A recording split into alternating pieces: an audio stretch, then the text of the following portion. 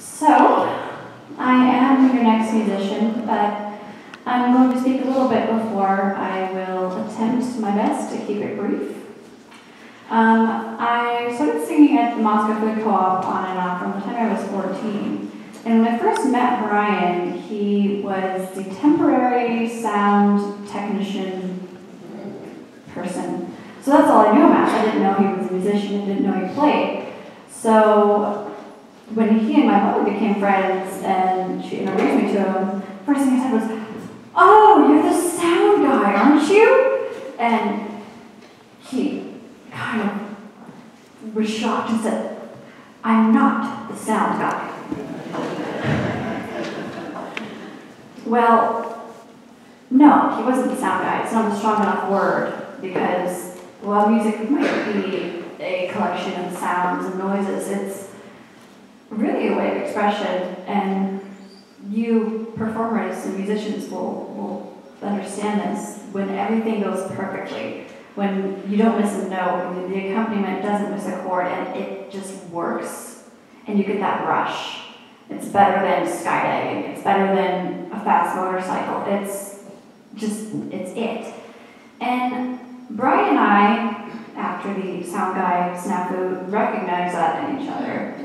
And when we started singing together, I had just lost all of my vision. I was a very, very unhappy, miserable person who made everybody around me miserable because I was a teenager.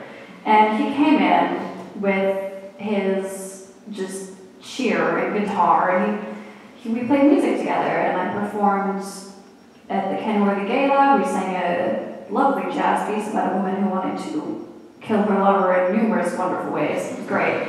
And it was really the first time in quite a while that I felt accepted and valued. And, we obviously stayed friends up until he moved away and I lost contact.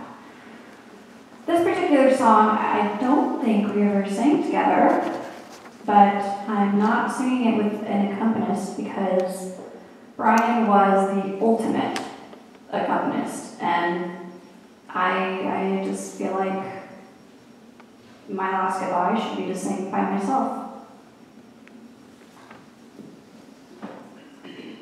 Come home, pretty bird, it's past your time, and the world's spinning cycle won't unwind, won't leave you suspended, hanging like a cloud. It will carry you along.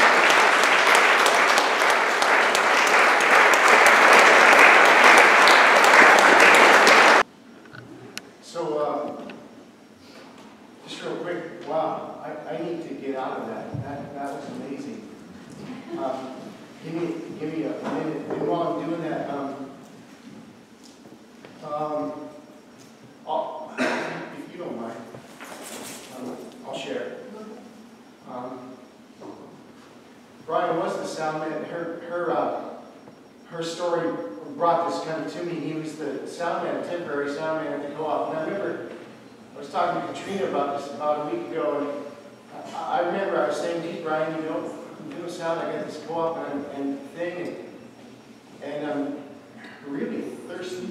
I said, I'm just really, he said, well, you want some water? And I said, I'll take some water. I was kind of joking, and I said, you know, I really could use something else. And he said, okay, just a second. He goes into the beer section, and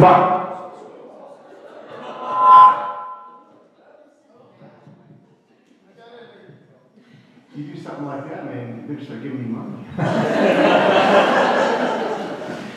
He goes into the beer section and he buys one of these, you know, co-op craft beers from, I don't know, you know, Elephant's Breath, Wyoming or something.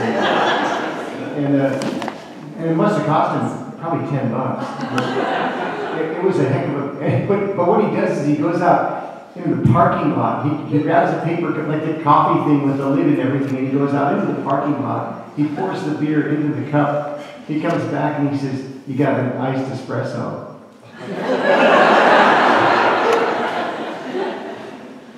And so I took a sip of it, and of course I thought, he didn't tell me, you know, because we don't want to break the rules at the co-op, you know, and nobody wants to know anything. So I took a sip of it, and it took me off guard for about 10 seconds. I said, Brian, that's the best iced espresso I've ever had in my entire life.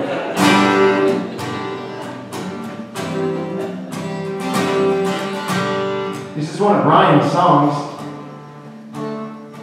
And it's on that album that Brian and Katrina did together. I feel funny talking about you when you're right there. No. And I'm so honored to sing one of Brian's songs with Katrina, just like Mark was. This is a song about caring. This living earth, hungry to sky, all that swim, all that fly, all the creatures that dwell on land. This living earth is in our hands. This living earth, so blue and round, so high above, the stars surround. Emerald sea, flower land. This living earth is in our hands. This living earth, the sun above, one marble moon, one ring of love, to shine light on all the land. This living earth is in our hands. This living earth for all to share. The time is now for us to care. We heard her so she understands.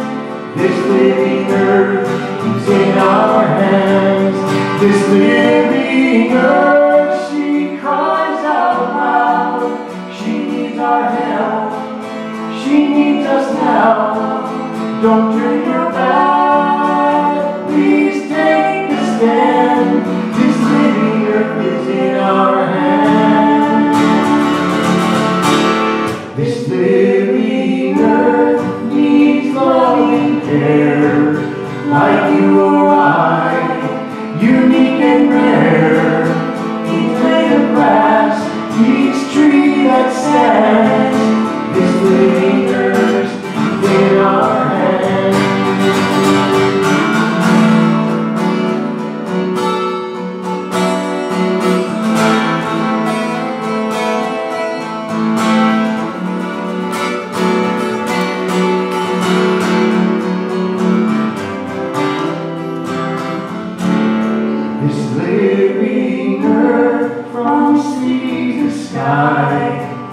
All that swim, all that fly, all the creatures that dwell on land.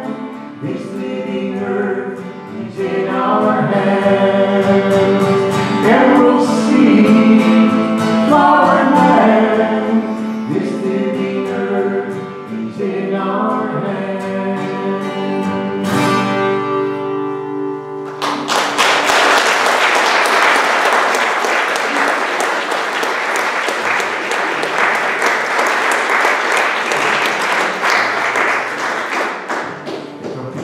talking about that song she did at weddings and things when she wasn't singing in choirs. She did it once. The song that she sang once when she wasn't in the choir. And I want to get this back in tune. And it's a Kate Wolf song. It's actually a good sing-along.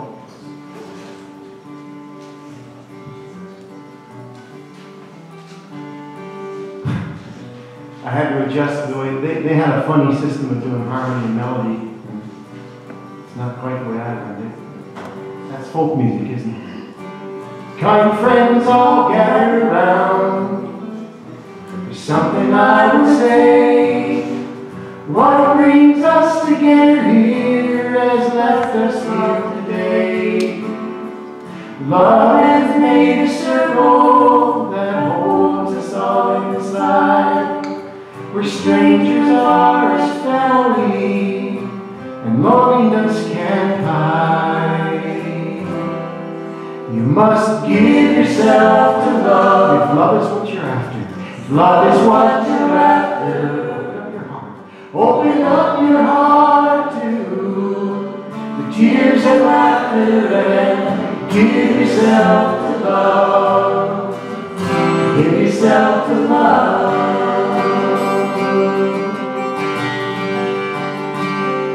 I've walked these mountains in the rain. I've learned to love the wind.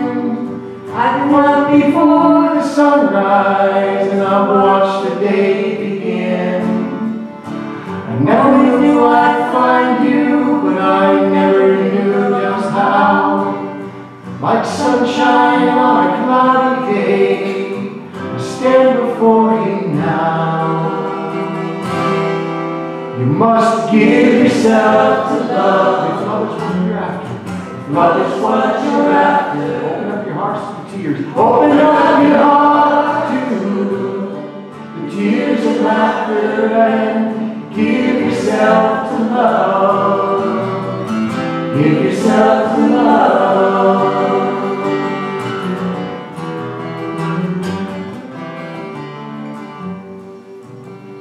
Now love is born in fire. It's planted like the seed. Love can give you everything, but it gives you what you need. Love comes when you're ready. Love comes when you're afraid. It can be your greatest teacher, the best friend you have made. So give yourself to love if love is what you're after. If love is what you're after, open up your heart to the tears and laughter and give yourself to love. Give yourself to love. You must give yourself to love. If love is what you're after, open up your hearts. Open up your heart to the tears and laughter and give yourself to love. Give yourself to love. Oh, give yourself to love. Give yourself to love.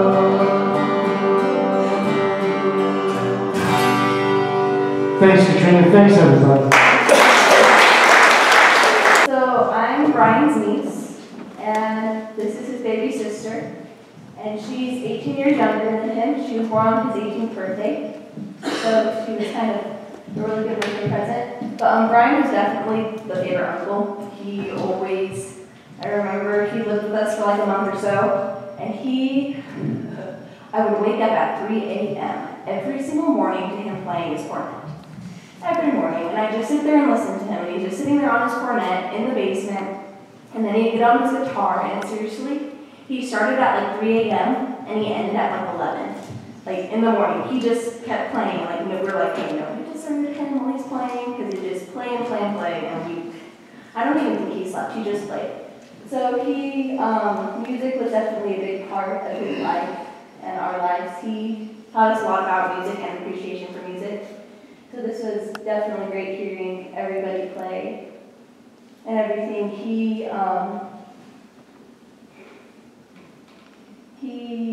definitely was one of the biggest influences in our lives. So, Brian, it was 1979, and he gave up a year of his life to come teach me music. And I was 11, and he moved from Chicago. We had moved to Las Vegas in 1973, and Brian stayed behind. And my dad really wanted him to come with us because there's 8 of us, and Brian's number 2 and I'm number 8. And he said, I can't go. I need to go to New York. And so my dad understood. So we pulled away and drove to Las Vegas, and Brian stayed behind. And he was happy that he did because he loved music, and he knew that Chicago and New York, that's where he needed to be. And he found the no exit, and we didn't see a lot of them. And then I turned 11, and he came out and for a year, and he taught me violin, and he taught me every Beatles song on the guitar. And I just remember his favorite songs, and I don't think I can play any of the songs anymore, but I could back then. So it was funny because Brian and I always had this connection, and being 18 years apart, there's 5 girls and 3 boys, and no one could understand our connection. And I don't know if it's being born on the same day, but he was excited when I was born. He was on his way back to college, and my dad was taking him to the train station, and my dad said, "Hey, by the way, your mom had a baby today, a baby girl." And he was like nonchalant, by the way, and Brian was just so excited. He was like, "Really? It's my birthday, you know?" And so he liked to tell that story, but no one can understand really our connection, and I guess music is the connection with us. None of us, my other family members, my brothers and sisters, they play a little guitar, but Brian and I were just always in sync, and I don't know what it was, and he really helped me through some tough times. My husband passed away about a year ago, and Brian was there for me. He came out. He flew out from Chicago, and he spent a few months with me and sang with the kids, and taught them a little bit of, ukulele and guitar and just Brian, and I remember at the funeral, one of my other sisters, my 2 sisters were talking, and Brian was walking behind me. The casket was in front, and he was the one that was with me the whole time. And I heard my sisters just saying, "I don't know what it is. What is it with those 2? I just don't see their connection." And I don't know, but we did have a tremendous connection. Brian was such a free spirit, and I think that growing up in this Catholic family and just very strict, and nobody understood him, and he just wanted to be free. He was just this free spirit with his guitar on his back and looking for his dream, and I'm trying to get that hit record. And I think I understood that about him, and so I got him, and my dad and my mom, I don't think they really understood him the way that I did. And so to come here, I remember him when he first came here.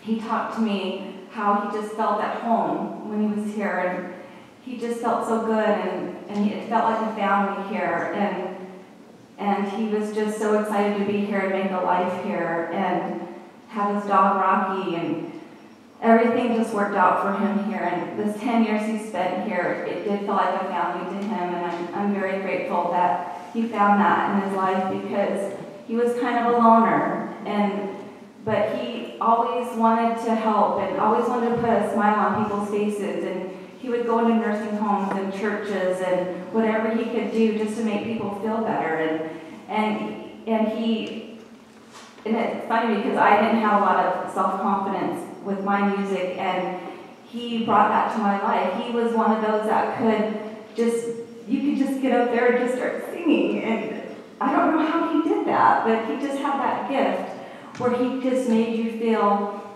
like there was no one else in the room, and then you could do it, you know, you could sing or play or whatever your passion was. And he wrote me a lot of letters, and he always would say, you know, don't ever give up on your dreams, and you know, it's okay to have a dream, and don't let anyone tell you that you can't do anything, that you know, you can do whatever you put your mind to. And he was a real true inspiration in my life, and I just wanted to thank all of you for putting this together and being such a great part of his life. And it's nice to meet his friends because I see pictures. I have his computer, and that was his life, was his computer. He didn't have TV, he had his computer, and the videos that he shot of, you know, and then he talked about the co-op, and just his life is on that computer, and going through his computer is, I just know how much he loved it here, and I truly appreciate everything that you've done for him, and seeing you guys up here singing, I'm thinking, he should be here, he should be right here, you know, up here, because he would be, because that was him. I'm just grateful for this beautiful building and the food and all the preparation, and just thank you for everything that you did for my brother.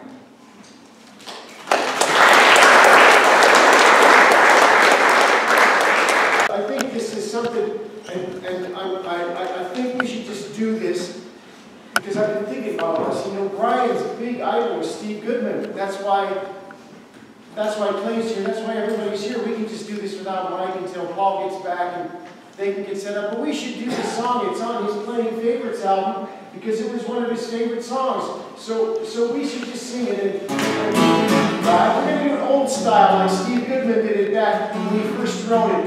So don't be fooled by the chorus, because it's not going to be Arlo's chorus. Riding on the city of New Orleans, Illinois Central Monday morning rain. There's 50 cars and 50 Nestle riders. There's 3 conductors and 25 sacks of mail.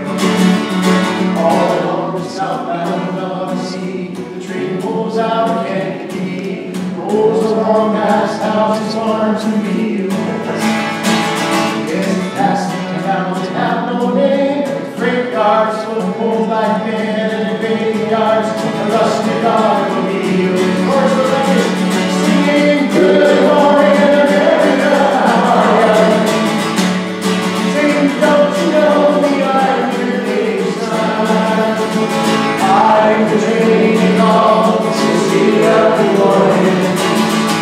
I'll be gone 500 miles in a day's time. I was dealing cards with the old man in the car.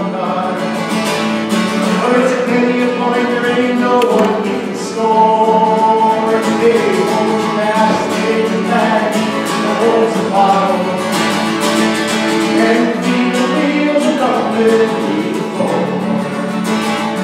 And the sons of Poland porters, and the sons of engineers, drive their fathers in magic car to make a steal.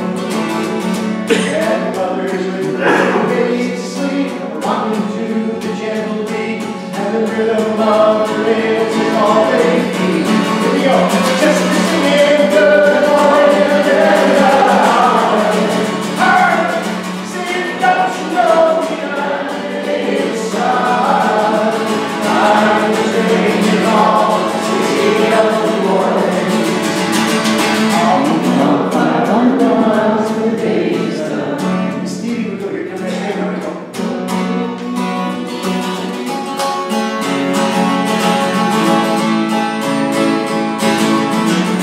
Brian would bend his strings and he'd go, tweet, tweet, like a train whistle.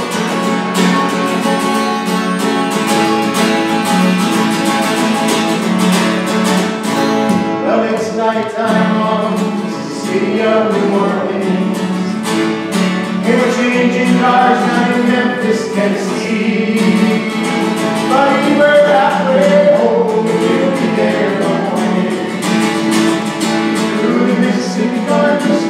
to see, and all the towns will seem to fade into a bad dream.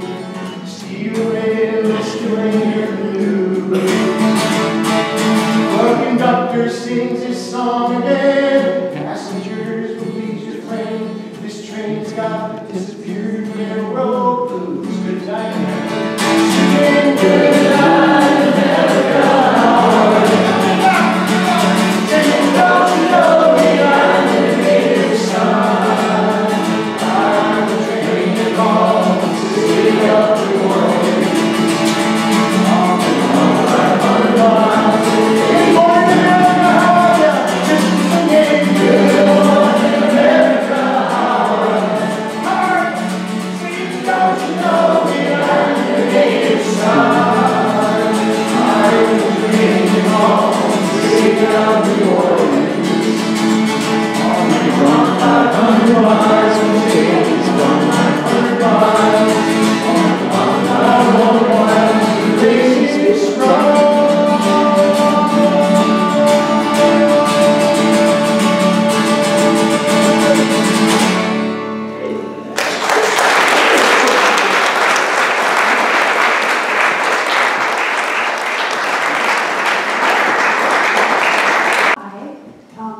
I was a neighbor of Brian's, and one day I was out walking my dog, and he was out walking his dog. And I had a 3-month-old German Shepherd puppy. And if you knew Brian, he was crazy for these German Shepherd puppies. And so as we would meet in the neighborhood, he eventually invited my dog over for play dates with his dog. And then pretty soon she was having sleepovers. And after a couple of years, I had so many pets. I said, Brian, you should have this dog, because his dog had passed away. And she lived with him for about 6 months, and he decided he really needed to go to Chicago. So the cute thing is that he would send her care packages. He would send her soccer balls and snacks, he would send her letters, and he said he would look for a place where she could come and live with him. So he really loves Sasha, and we really miss him. Because I think it's so illustrative of Brian. We were talking, Brian would always call me, and he'd call me and just play movie clips. He wouldn't say who he was or anything. I just pick up the phone and it would be like, did he fire 6 shots or only 5? I pick up the phone and they go, Watson, they go, how can Sir Hopkins ever up to get his son busted up in his head? Elementary, my dear Watson. And you know, it'd go on for like 2 or 3 minutes, then it would just hang up.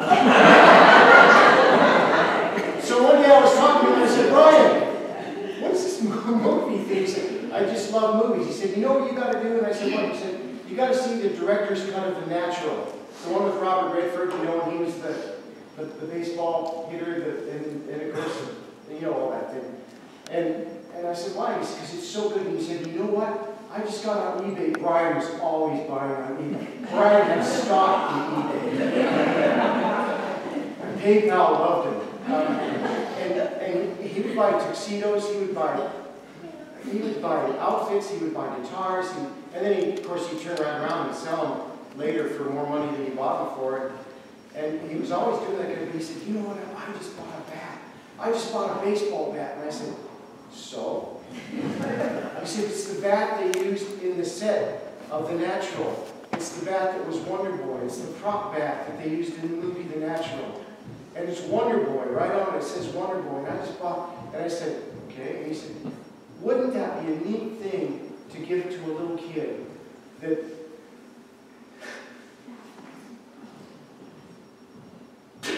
doesn't have a lot of confidence? Give a little kid a bat called Wonder Boy. And I kind of stopped and I said, how can a person be so open-armed about what they can do for people? And I always kind of took it for granted a little bit. What a neat thing. Wouldn't it be so cool if we could all just be that way and say, what if I could get a Wonder Boy for a little kid?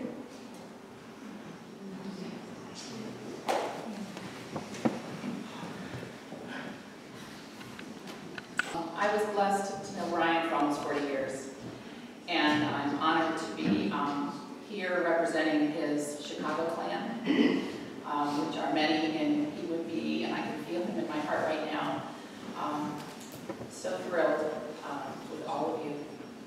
Anyway, thank you all.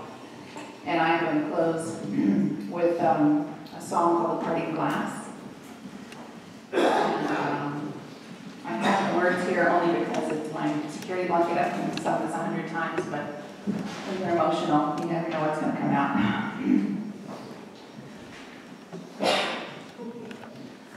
All the money that ever I spent it in good company, and all the harm that e'er I've done, alas, it was to none but me. And all I've done for want of wit, to memory now I can't recall. So fill to me the parting glass. Good night and joy be with you all. All the comrades that e'er I've had, that are sorry for my going away, and all the sweethearts that e'er I've had, that would wish me one more day to stay.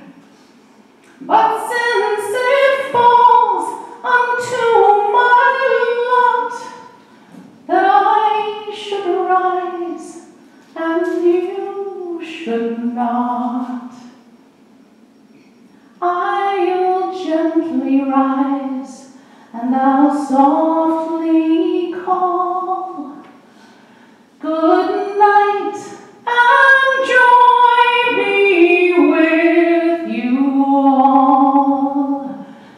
Good night and joy be with you all.